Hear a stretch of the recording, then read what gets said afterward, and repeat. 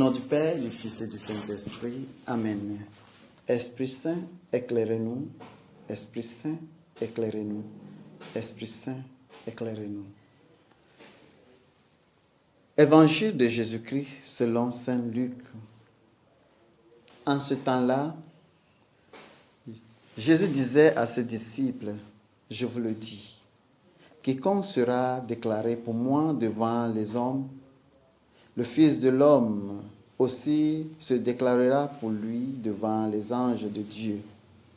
Mais celui qui m'aura régné en face des hommes sera régné à son tour en face des anges de Dieu.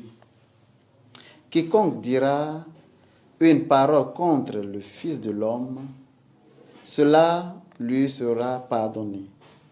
Mais si quelqu'un blasphème contre l'Esprit Saint, cela ne lui sera pas pardonné. Quand on vous traduira devant les gens de synagogue, les magistrats et les autorités, ne vous inquiétez pas de la façon dont vous vous défendrez, ni de ce que vous direz.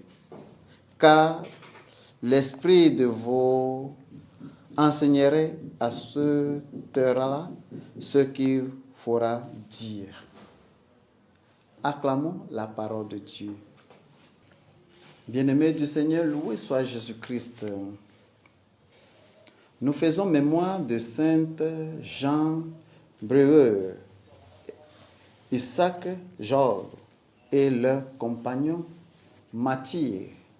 Ils sont les 8 jésuites français qui ont ordonné leur vie pour l'évangélisation en Amérique du Nord.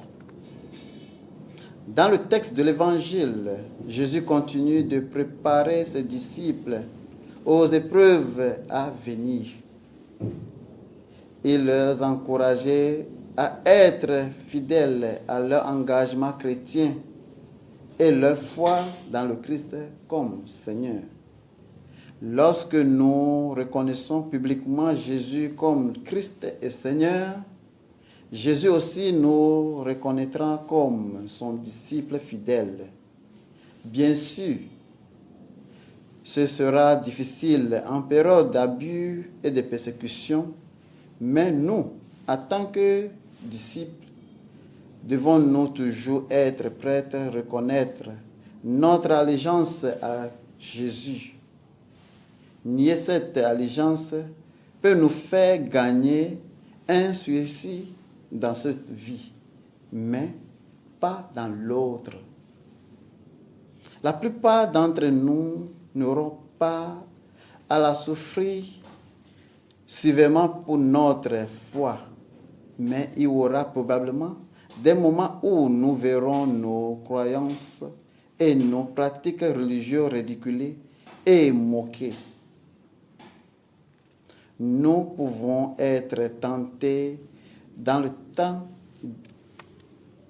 moment de nous cacher, de cacher notre identité chrétienne. Il se peut être même que nous parvions pas à venir d'aider les personnes qui sont attaquées,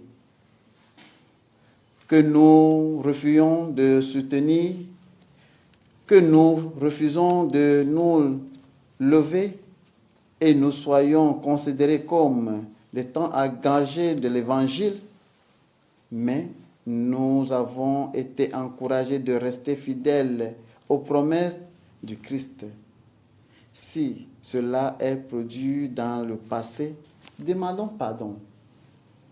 Prions pour que l'avenir, nous puissions avoir le courage et l'intégrité en parole et en acte de faire savoir aux gens que nous sommes et ce que nous représentons dans le monde en tant que le disciple du Christ.